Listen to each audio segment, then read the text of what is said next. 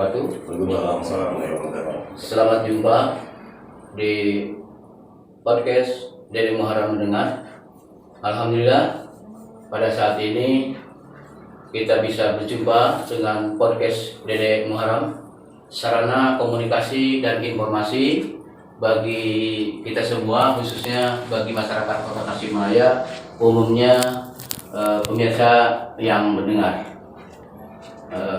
Perlu diketahui bahwa podcast ini bernama Dede Muharam Mendengar karena kita ingin banyak mendengar masukan-masukan, informasi dan aspirasi dari masyarakat, dan mudah-mudahan itu menjadikan sebuah ilmu dan juga masukan yang positif bagi saya pribadi dan untuk menentukan kebijakan yang lebih baik ke depan.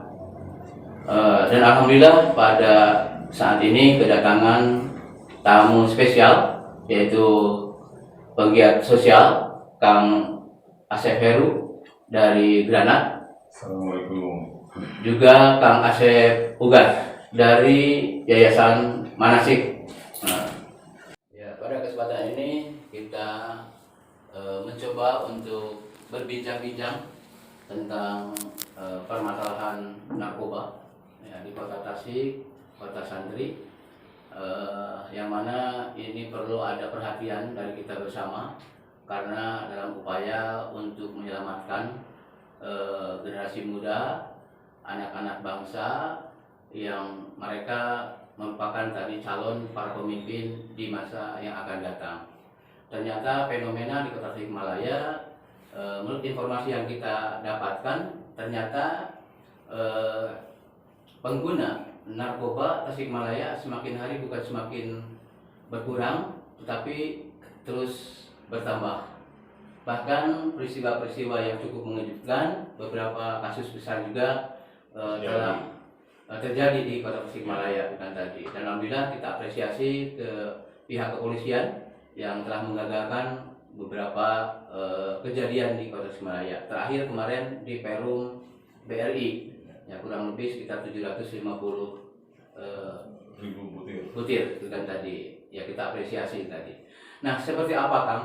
Bukan tadi Akang sebagai penggiat sosial, pemerhati narkoba, kondisi peredaran dan juga tadi dampak-dampak yang dirasakan oleh anak-anak muda ya tentang narkoba ini.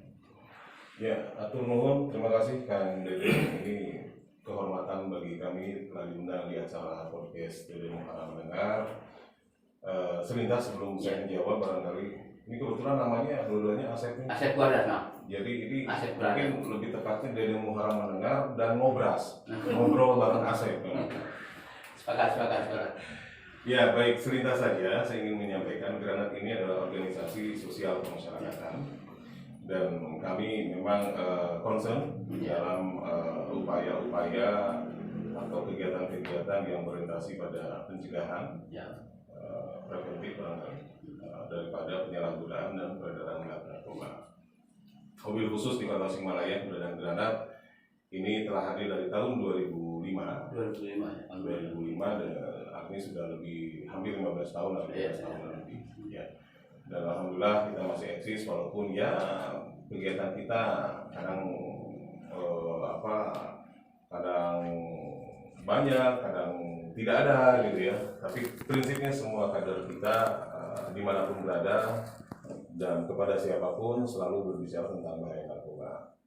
Khusus tentang pertanyaan tadi, memang ini fenomena yang sangat-sangat perlu perhatian ekstra dari semua stakeholder, baik itu masyarakat maupun pemerintah. Ya, sepakat. Nah, ini mobil khusus Kang Dede sebagai anggota legislatif, barangkali ini tentunya kami juga berharap besar legislatif bisa menjadi mitra yang proaktif bersama dengan eksekutif untuk berbicara tentang masalah peredaran dan penyalahgunaan narkoba ini.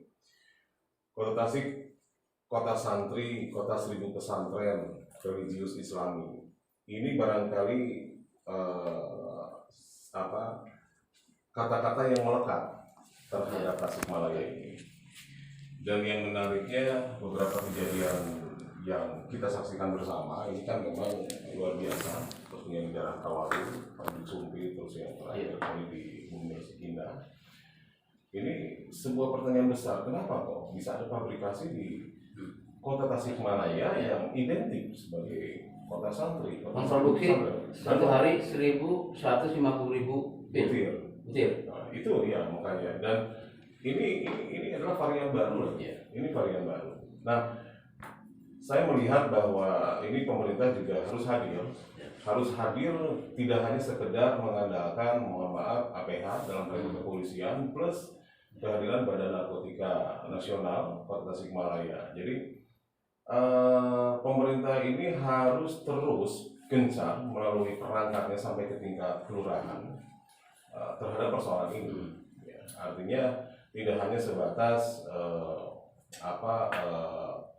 retorika ya, artinya gaungnya saja, tapi implementasinya tidak ada. Tasikmalaya kan tadi punya tagline Ya, bersinar, bersinar, bebas bersih dari narkoba. tadi. Ya, ada beberapa memang dari program BNN yang sudah diimplementasikan di beberapa kelurahan, jadi kelurahan bersinar, kelurahan bersih dari narkoba. Nah, ini jangan hanya sebatas tagline kan gitu. Dan kenapa sebatas tagline? Karena pada saat peluncuran kelurahan bersinar ini ya hanya seremonial saja rasanya kan gitu. Setelah itu tidak ada, jujur saja, kegiatan yang mengikuti tagline katakanlah kelurahan bersinar tersebut. Jadi ini memang harus continue, harus terus menerus. Nah, ini barangkali yang harus dipikirkan oleh kawan-kawan di legislatif kan. Lebih gerakan sosialisasi dan penyadaran itu edukasi. Betul sekali. Jadi kelurahan bersinar ya itu harus tersosialisasikan. Setiap hari setelah seremonial deklarasi sebagai kelurahan bersinar itu ya harus terus berjalan sampai ke tingkat RT terutama. Ini perangkat sebenarnya sudah sangat luar biasa sampai ke tingkat rukun tetangga kan. Tinggal bagaimana pemerintah melihat bahwa program sosialisasi ini harus bisa berjalan ya tentunya dengan konsekuensi investasi dari sebuah program barangkali ya. Dan ini luar biasa. Ini sebenarnya menyangkut investasi sumber daya manusia generasi muda Tasikmalaya. Jadi jangan hanya seremonial selesai gitu ya, Jadi ada seremonial dan itu harus ditindaklanjuti. Ini rata-rata tidak hanya sebatas seremonial, diberitakan di media online, selesailah. Beritanya selanjutnya nggak tahu kemana. Nah, punten misalkan di Granat kader kami ini, walaupun kami tidak ada kegiatan, kita sudah mendoktrin mereka dimanapun dan kepada siapapun kalian bertemu dan berada, tetap misi menyampaikan tentang bahaya narkoba itu harus selalu tersampaikan. Kan begitu. Hari ini konten ini terus harus ekonomi seperti itulah Kang Dede. Dan ya harapannya juga khususnya Kota Tasikmalaya, kalau tidak salah juga sudah memiliki Perda P4 GN nomor 6 2020. Nomor 6 2020 berarti sekarang sudah mau masuk 2 tahun. Mau ke 2 tahun dan implementasinya belum ada. Nah, artinya ini juga Pak Wali Kota ya oleh legislatif mohon diingatkan, artinya ini ada Perda loh, jangan sampai Perda ini menjadi barang antik gitu ya kan? Disimpan saja, nggak ada manfaatnya gitu kan. Dan yakin Perda ini hadir itu tidak begitu saja. Ya ada konsekuensi kos yang memang keluar juga dalam rangka perumusan atau peluncuran Perda ini. Nah, ini mohon segera mungkin ini bisa diimplementasikan dan menjadi perhatian Pak Wali Kota saat ini, dan terutama untuk mencegah yang terjadi lagi lah, misalkan aktivitas pabrikasi narkoba di Tasikmalaya. Kalau tidak salah sih sekarang pengungkapan kasus. Ini beberapa waktu lalu saya sempat berkunjung ke Sat Narkoba Kota Tasikmalaya. Kota Tasik ini kalau dari sisi urutan pengungkapan kasus ini sejauh barat, alhamdulillah sekarang sudah di bawah nomor 10, kalau tidak salah 12-13 urutannya sejauh barat. Alhamdulillah. Ya, Ada penurunan ya yang signifikan. Iya, ada penurunan pengungkapan kasus. Tapi kalau berbicara jumlah pengguna, nah ini kita belum terdata secara pasti. Tapi ini pengungkapan kasus yang berhasil diungkap oleh kepolisian Kota Tasikmalaya. Jadi kita berada di urutan 12-13 Jawa Barat. Kalau dulu kan ranking 1, ranking 2, ranking 3, wah pokoknya 3 besarnya Kota Tasik. Alhamdulillah sekarang seperti itu. Nah, Akang sendiri tadi dengan langkah-langkah dan gerakan tadi paling tidak melakukan edukasi ya, sosialisasi tentang bahaya narkoba. Ini anggaran dari mana, Kang? Ya, sementara ini kami swadaya dan jujur ini terpicu juga oleh kreativitas kawan-kawan. Oh ya, saat ini pun saya dengan beberapa kawan-kawan ini menginisiasi granat masuk ke wilayah usaha yang memang di sini ada misi sinergitas usaha penyediaan outsourcing tenaga pengamanan yang digabungkan dengan keberadaan Satpam ini sebagai duta anti narkoba. Profit sentralnya ya? Ya, artinya kami mencoba seperti itu. Di satu sisi misi usaha kami bisa kita laksanakan, di sisi lain misi tentang pencegahan narkoba melalui perangkat satuan pengamanan atau Satpam. Ini sedikit demi sedikit kita mulai bisa bentuk ya. Dan ini luar biasa sebenarnya. Ada beberapa alhamdulillah beberapa anggota sangat apresiasi karena selama ini memang belum ada penguatan terhadap misi seorang Satpam yang digabungkan dengan kewaspadaan mereka untuk melihat lingkungan terhadap perilaku penyalahgunaan dan peredaran narkoba. Ini kita sedang ini Pak. Ya, alhamdulillah nih cukup luar biasa nih kontribusinya dari Granat tadi punya kepedulian untuk menyelamatkan anak-anak bangsa karena kita sendiri sebagai orang tua, sebagai muslim diamanatkan oleh Allah Subhanahu wa taala wa yashalladzina law taraku min khalfihim dzurriyyatan ya'fa khaufu 'alaihim. Hendaklah kalian mempunyai sikap takut meninggalkan generasi yang lemah. Salah satu di antaranya adalah tadi lemah mental, itu akibat narkoba tadi. Ini tanggung jawab kita bersama ya tadi. Bukan hanya tanggung jawab kepolisian, bukan hanya tanggung jawab Granat, BNN, juga ini merupakan tanggung jawab kita bersama. Nah, kita ke Kang Asep Ugar nih. Kang Asep kan ketua yayasan Manasik Mantan Narapidana Tasik. Artinya Kang Asep punya pengalaman tadi pahit beherna begitu tadi di nabab narkoba begitu kan tadi. Sehingga dengan kesadarannya Kang Asep bikin sebuah lembaga yayasan tadi. Seperti apa Kang? Tadi pengalaman tadi Akang sampai terkontaminasi ya tadi terjerat gitu kan perilaku narkoba ini Kang tadi. Bismillahirrahmanirrahim. Assalamualaikum warahmatullahi wabarakatuh. Waalaikumsalam. Sebelumnya saya ucapkan terima kasih atas undangan di podcast kami di Muharram mendengar. Ya, mudah-mudahan ini bisa didengar bukan hanya di Kota Tasik saja, tapi ini di luar Tasik ya. Amin. Karena ini adalah satu pengalaman yang memang kita tidak cerita fiktif, tapi karena saya sebagai seorang pelaku yang tentunya sudah malah melintang di dunia narkoba. Intinya narkoba itu jangan pernah coba-coba saja, karena dengan makanya dengan sekarang itu justru yang lebih prihatin ini justru dari usia-usia yang memang usia-usia dini gitu. Kenapa saya tahun 2017 ya 2017 saya mendirikan satu yayasannya ini karena ini ada persoalannya. Memang waktu itu persoalan Tasik ini banyak korban-korban terutama yang anak-anak yang usia dini, anak SMP dan SMA. Makanya dari pelajaran itu akhirnya saya membangun. Maaf ini juga karena memang ini dibicarakannya sampai dengan Bapak saya sendiri adalah kan orang yang mengangkat saya menjadi seorang di Manasik ini dari keprihatinan tentunya dari keprihatinan Tasikmalaya ini sebagai kota santri, Tasikmalaya ini religius Islami, tapi ternyata tiap hari ada saja korban ada SMP. Coba dari obat-obat terlarang juga dari miras oplosan.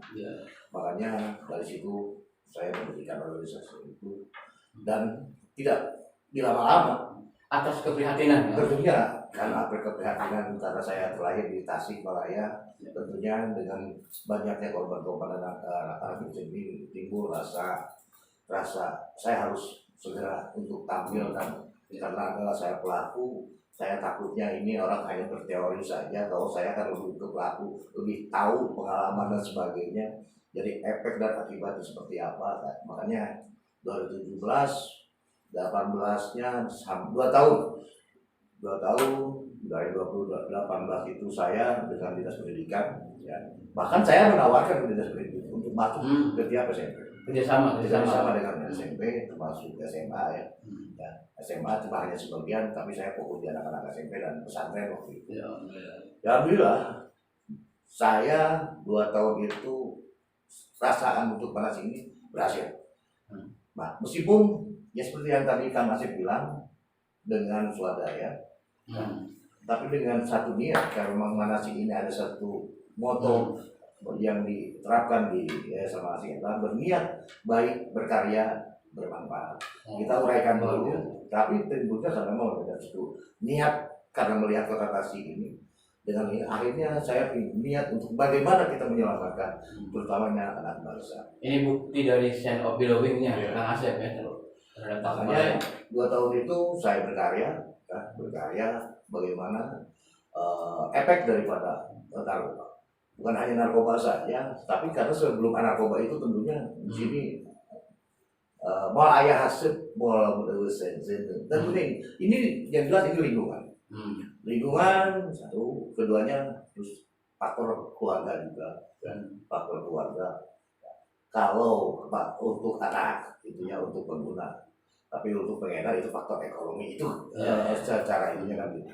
Makanya saya selalu sampaikan ke anak-anak SMP, dan alhamdulillah 2 tahun itu saya merasa berhasil. Tidak ada Tasikmalaya waktu itu sangat rendah itu, cuma karena 2019 ini COVID datang, padahal saya ingin mengejar SMA ini seluruh kota dan kabupaten saya dengan sini, cuma karena waktu COVID itu akhirnya itu yang menjadi.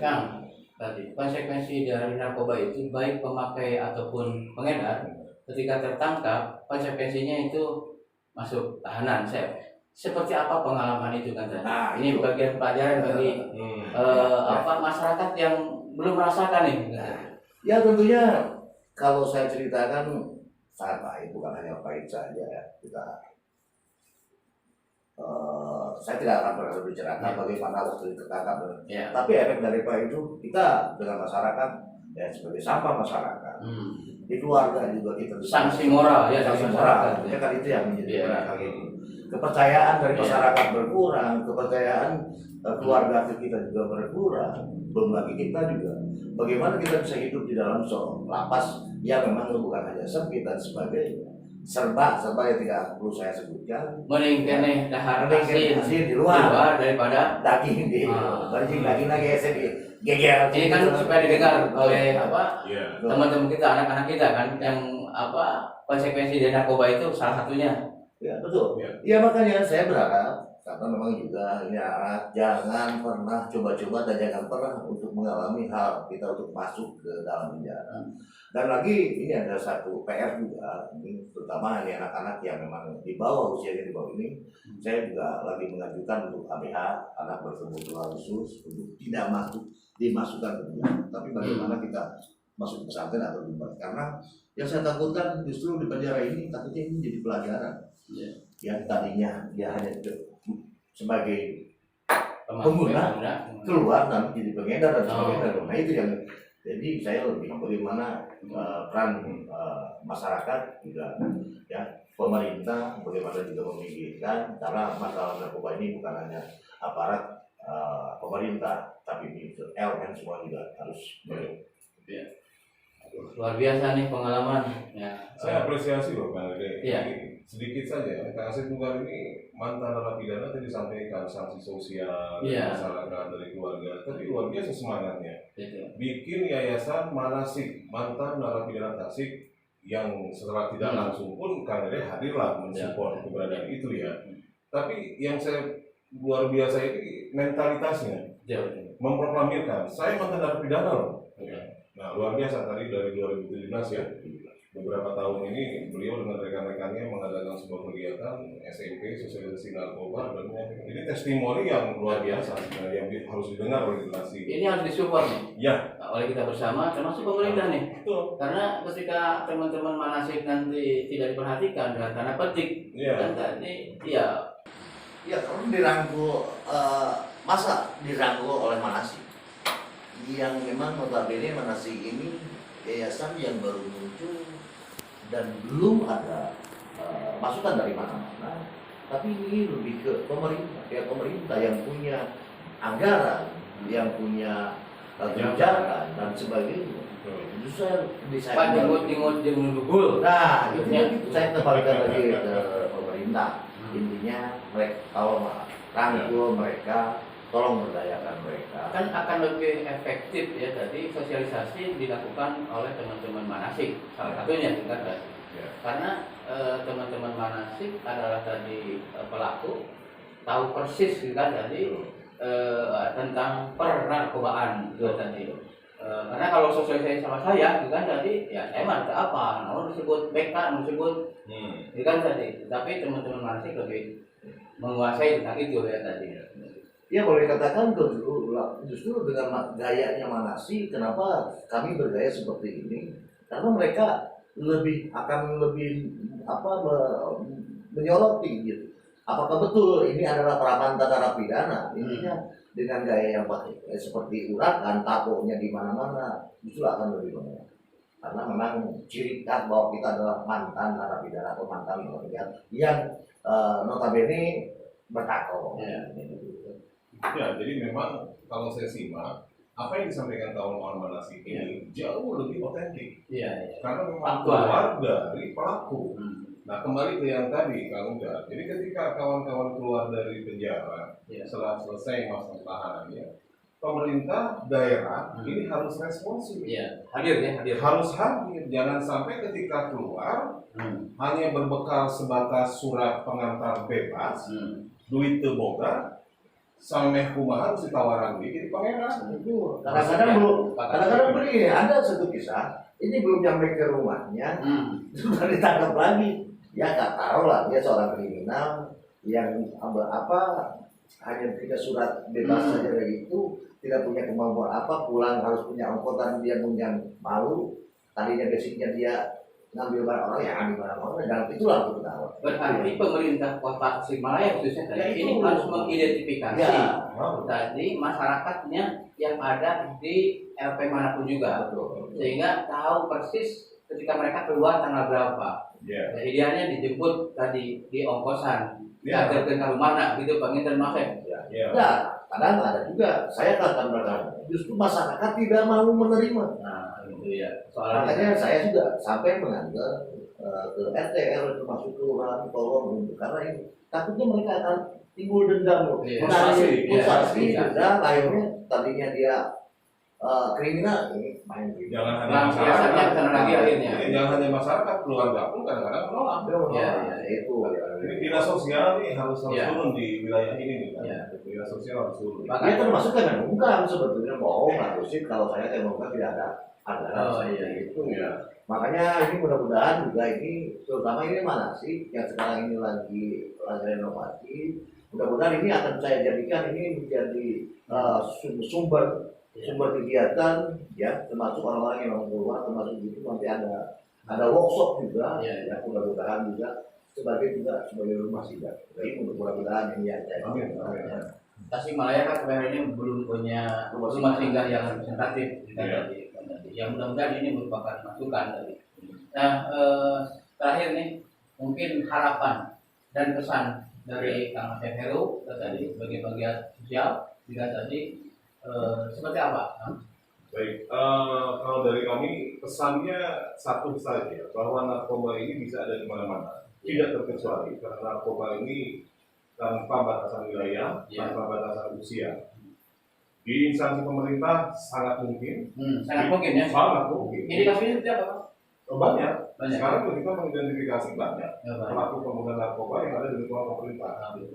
Dan sudah ada beberapa kasus yang kita Kalau identifikasi. ada, berani nggak granat tadi? Oh, harus berani. Karena ini konsekuensinya kalau seandainya aparatur gitu kan berarti Kalau aparatur sudah menggunakan narkoba, ya PR besar nih. ujung-ujungnya pelayanan masyarakatnya juga Iya, akan tidak benar lah gitu kan. Nah ini jadi di instansi pemerintah sangat mungkin masuk, di pesantren, di institusi pendidikan, di mana pun termasuk di lingkungan kepolisian, TNI. Jadi narkoba ini tidak mengenal batas wilayah. Betul. Ada di mana-mana. Pak, saya berani menyatakan terus kata siapa pesantren itu bersih. Narkoba. Dulu saya masukin ganja sampai 2 kilo 1 minggu ke pesantren yang tidak perlu saya sebutkan.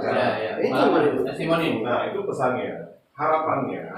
Jadi pemerintah dalam hal ini pimpinan daerah ini jangan menganggap persoalan narkoba ini persoalan yang tidak jadi dianggap remeh. Iya. Ya, kalaupun tidak menganggap remeh hanya sebatas ucapan saja kan gitu ya. Ini harus dituangkan dalam bentuk aktualisasi peran serta pemerintah. Ya kembali tadi yang jadi antisipasinya itu semua ini pemerintah daerah harus memang mau membuat sebuah kebijakan yang menggunakan anggaran tidak hanya sebatas konstruksi apa gitu, tapi pembangunan sumber daya manusia. Dari dalamnya ini kan ada misi, ya bagaimana kalau masalah narkoba bahaya ini bisa disosialisasikan, masih bisa hadir, kan bisa hadir, siapapun bisa hadir. Jangan hanya pembangunan fisik. Jangan hanya pembangunan fisik. Jadi yang dimaksud dengan wali kota sebagai bapak pembangunan itu harus betul-betul komprehensif, bukan hanya ngebangun jalan, bukan hanya ngebangun bangunan, Bangunan jiwanya, bangunan badannya. Itu Indonesia Raya mengatakan seperti itu. Itu barangkali. Iya, makasih. Kang Asep, pesan dan harapan tadi. Ya tentunya pesan saya terutama buat anak-anak bangsa generasi muda yang memang sekarang lagi berpacu dalam cita-citanya.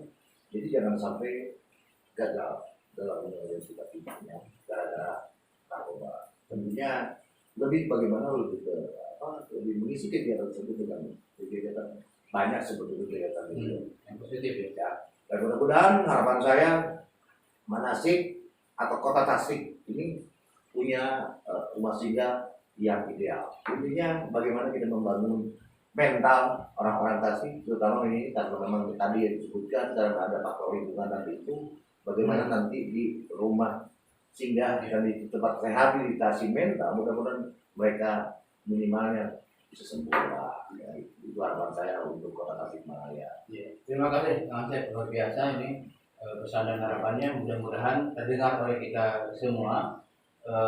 Tentu kita sebagai Muslim punya sebuah konsep yang jelas ya, Al-Quran. Salah satu solusi terbaiknya adalah tadi innallaha la yughayyiru ma biqaumin hatta yughayyiru ma bi anfusihim. Bahwa ternyata perubahan itu akan terjadi ketika tadi pembangunan mental ini dipaling utamakan tadi. Ma bi anfusihim.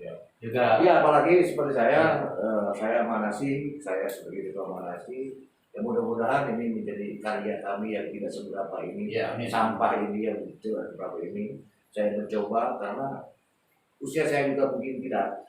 Saya mau bawa apa di dalam nanti kalau misalkan ada yang dipanggil apa, kalau tidak membawa kebalikan. Mungkin itu yang menjadi sekarang menjadi moto saya, takut tidak bisa berbuat untuk negeri ini.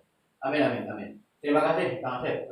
Dua Asep nih tadi sudah memaparkan tentang narkoba ini kan tadi ya, mudah-mudahan kita semua mendengarkan pesan dan pesan, termasuk juga testimoni dari Kang Asep ini menjadi pelajaran bagi kita semua. Makanya ya Allah mengingatkan kepada kita, innamal khamru wal maisir wal ansab wal azlamu rizqun min amali syaitan. Bahwa semua itu kita harus tinggalkan karena merupakan perbuatan najis yang harus pasti 1000 ditinggalkan. Sehingga insya Allah ketika kita meninggalkan tadi khamar ini, narkoba ini, kita akan selamat dunia dan akhirat. Amin. Mudah-mudahan di lain kesempatan kita bertemu kembali dengan podcast Dede Muharram Mendengar. Billahi wa hidayah. Wassalamualaikum warahmatullahi wabarakatuh. Waalaikumsalam warahmatullahi wabarakatuh. Jungle.